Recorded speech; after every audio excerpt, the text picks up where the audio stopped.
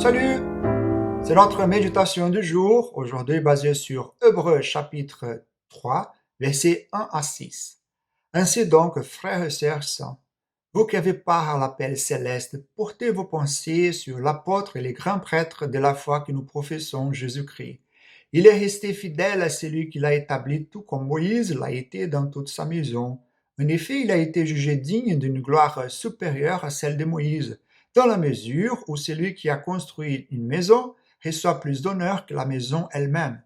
Toute maison est construite par quelqu'un, mais celui qui a construit toute chose, c'est Dieu. Moïse a été fidèle dans toute la maison de Dieu comme serviteur, pour témoigner de ce qui allait être dit. Mais Christ l'est comme fils à la tête de sa maison. Or, sa maison, c'est nous, pourvu que nous retenions fermement jusqu'à la fin la confiance et l'espérance dont nous tirons notre fierté. Malgré toute sa grandeur en tant que médiateur de l'ancienne alliance, Moïse ne pouvait pas faire ce qui était nécessaire pour assurer le salut du peuple de Dieu. En tant que pécheur, Moïse était incapable de rendre cette obéissance parfaite nécessaire pour remettre les hommes et les femmes sur le droit chemin du Seigneur. Il a finalement été en mesure d'amener la nation au bord des Canaan et ainsi réaliser les promesses de Dieu sur ses fronts, mais il n'a pas pu leur prendre dans leur pays d'héritage, leur plein héritage.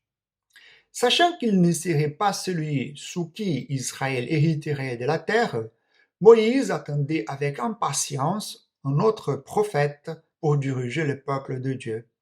Les passages d'aujourd'hui nous informent que ces prophètes n'est autre que l'homme Jésus-Christ.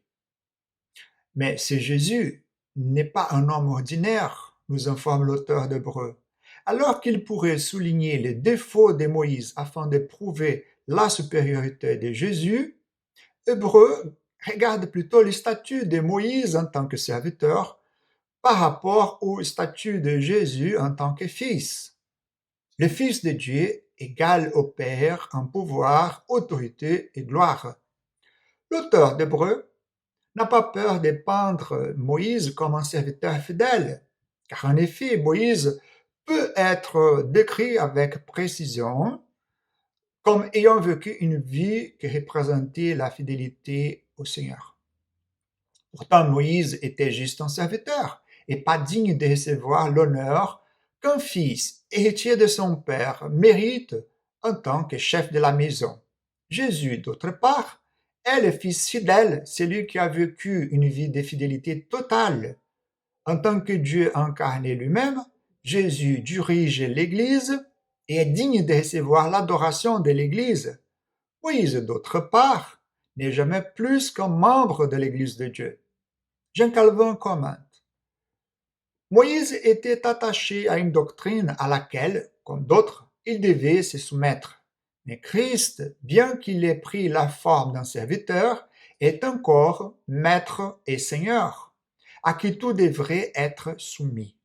Par conséquent, Moïse attendait avec impatience la venue de celui qui le dépasserait en honneur et gloire, nous dit l'évangile de Jean, chapitre 5, verset 46.